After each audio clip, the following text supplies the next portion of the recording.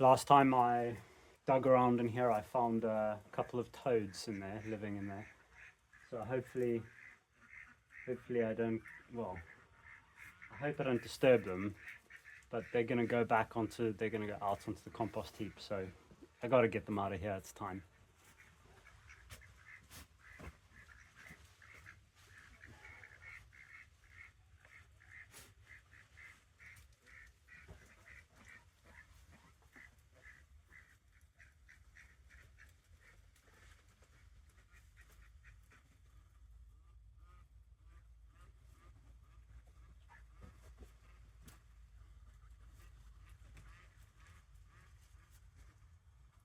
Hopefully that little guy doesn't become duck food.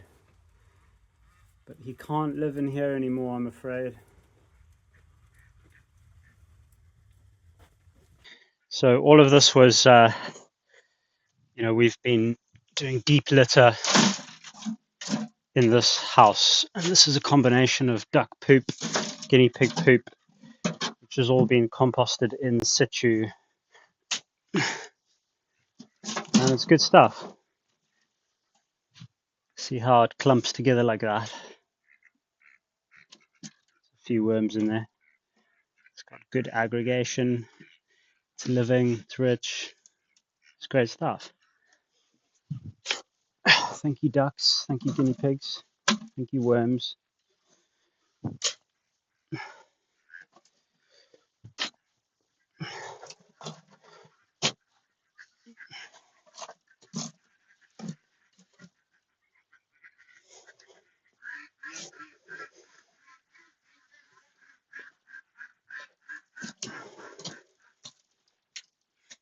see eggshells in here where we've composted eggs, waste eggs, eggs that are cracked or gone old or whatever. And the worms eat it all up. And there's still shells in here, but the worms actually eat the shells. It provides good grit and calcium for them. So eventually those shells will disappear. They just take a little bit longer.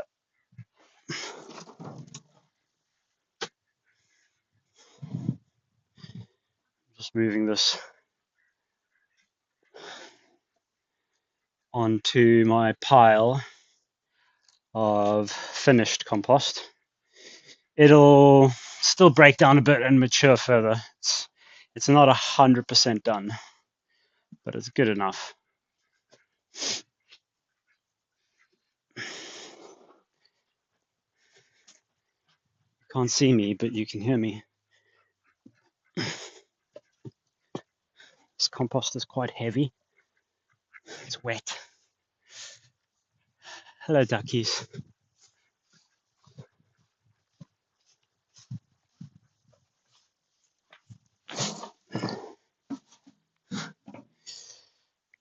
Any worms that are still in there will migrate over to there and eat the fresh food.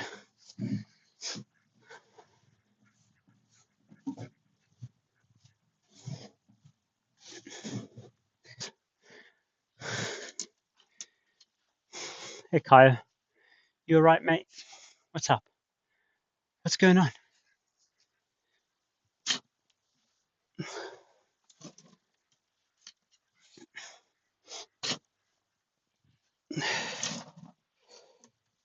So, well, I think the topic of conversation for today that I wanted to briefly discuss was the fact that, well, years ago, Abby and I, for those of you following our journey, you already know about 8 years ago, Abby and I quit our jobs, left the city, decided to become farmers, and we've now got to a point where actually we're no longer farmers. And I like to be really honest and straightforward about this because we're no longer officially, I don't classify us as farmers. I want to give the respect that farmers deserve. Those farmers who are working full time to earn their living from farming are doing a bloody hard job. We're playing here realistically. You know, we're not earning the majority of our income from food production. We are producing food, and we're growing blueberries on quite a big scale. Well, not a huge scale, but a big scale for somebody who's doing it by hand. We've got about half an acre of blueberries, 700 blueberries, and so that is food production. But I don't classify myself as a farmer. Sometimes I'll refer to myself as farming, but I think it's important to be straight with people because I don't want to mislead anyone into thinking that this lifestyle that I've got here is somehow paying for itself in food production. That's not the case. And actually, I now have a job. I have a job on the side. That's the reality of the situation. And it wasn't exactly our grand plan to begin with, but here we are. Slight digression, sorry. Let's get back to work.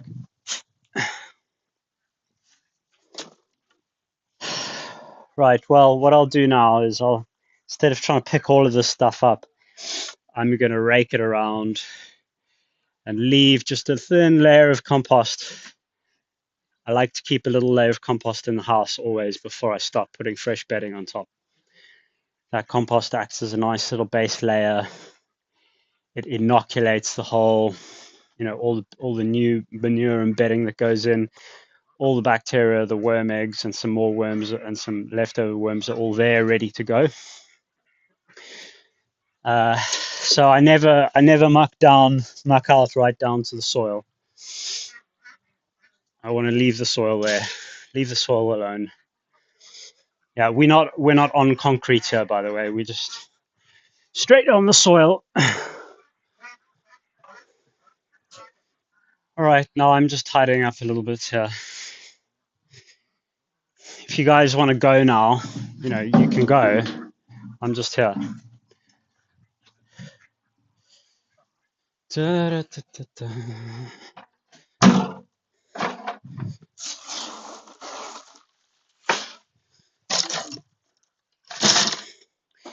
I posted a video earlier this week about our guinea pigs. We sort of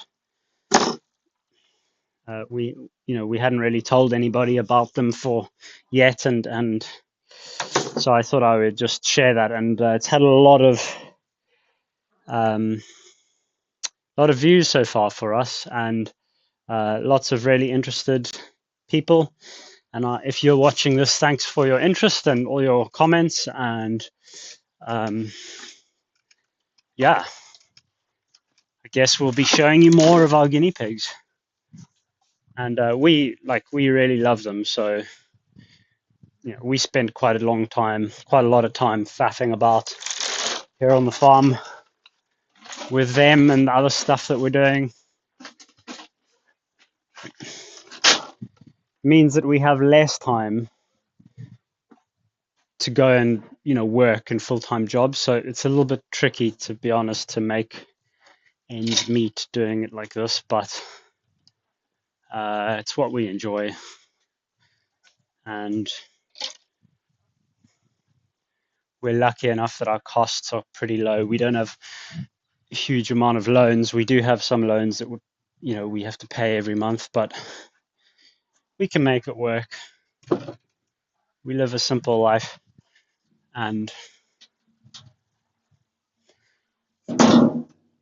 I do a little bit of consulting as well. So I have this job with Regenerate Outcomes, and then I do a little bit of consulting on the side, primarily around ducks, compost, worms. Surprise, surprise. That's what I like. That's what I do.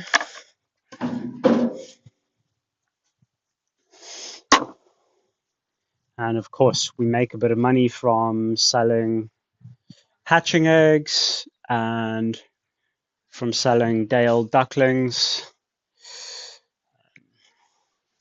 We sell our hatching eggs direct to the public, and then we sell our day-old ducklings through a local farm called Penquare,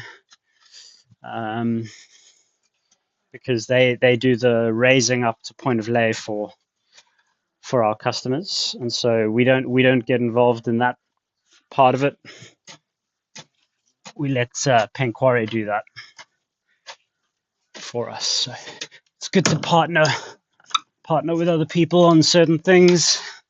There's no point in trying to do it all on your own, really.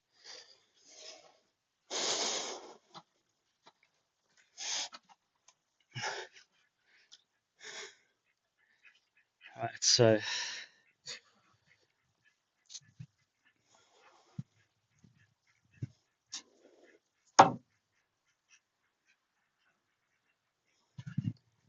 let's see. Let's just rake this out a bit.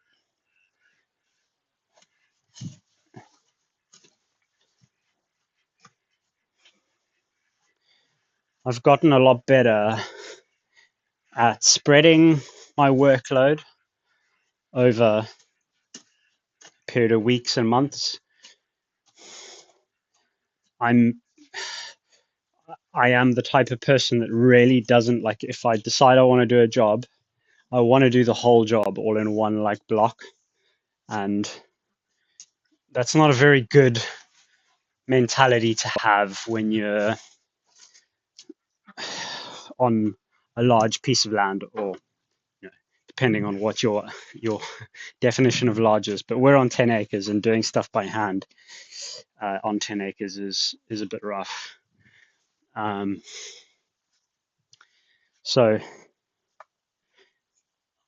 So now I'm getting better at just accepting that I might do a little bit of a job one day, leave it for a few weeks, come back to it later.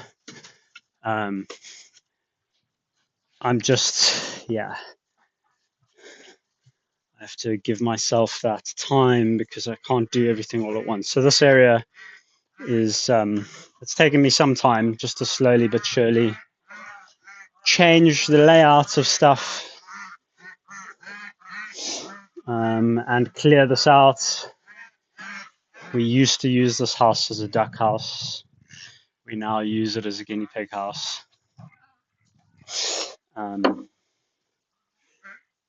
Also, doing things slowly over a long period of time means that you make decisions slower. And that, I would say, is probably the biggest.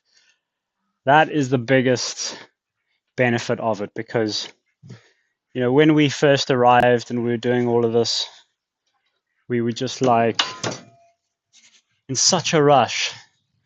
Oh, we got to do this. We got to get the trees in the ground. We got to set up this for the ducks that are arriving, for the sheep that are arriving, for the geese that are arriving, or whatever we're doing, you know.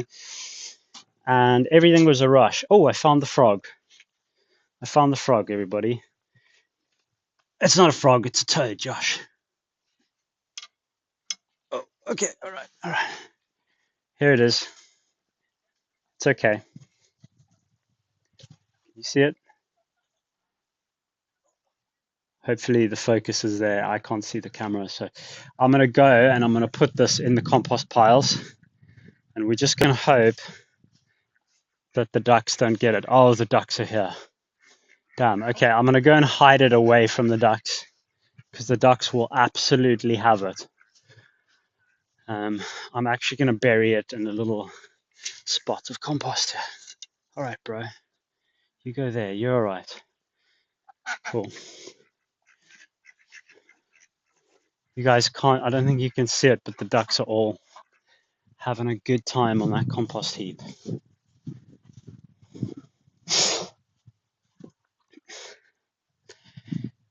Yeah, so huge benefits. Doing things slowly over a long period of time means that you slow down your decision making. And that doesn't just, I think that doesn't just make for better decision making, but it also massively reduces the calories spent on thinking and decision fatigue.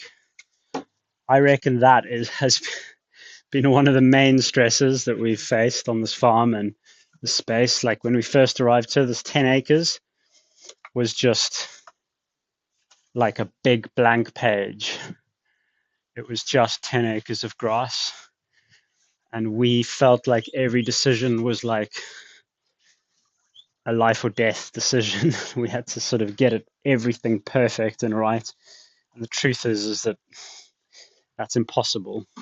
Absolutely impossible. And you just have to start, and you have to start making mistakes, and then you have to learn from them, and then you have to adapt. But yeah, the stress of making decisions quickly in an area that you are not skilled at, and that and you know, doing something you've never done before, hugely tiring, really exhausting. So now in this, like recently we took on guinea pigs, you know, we've been doing guinea pigs for about a year now, and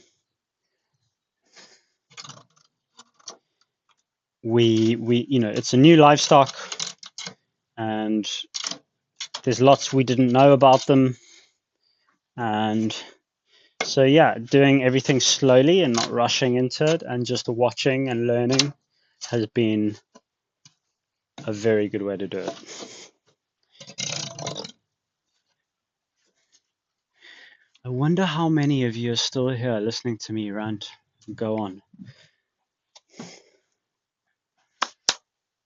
What do you think, Kaya? What do you think? What do you think? Hmm? Good boy. Good boy. Oh, you're a bit of a stinky dog. You guys are lucky you can't smell him. All right. Well,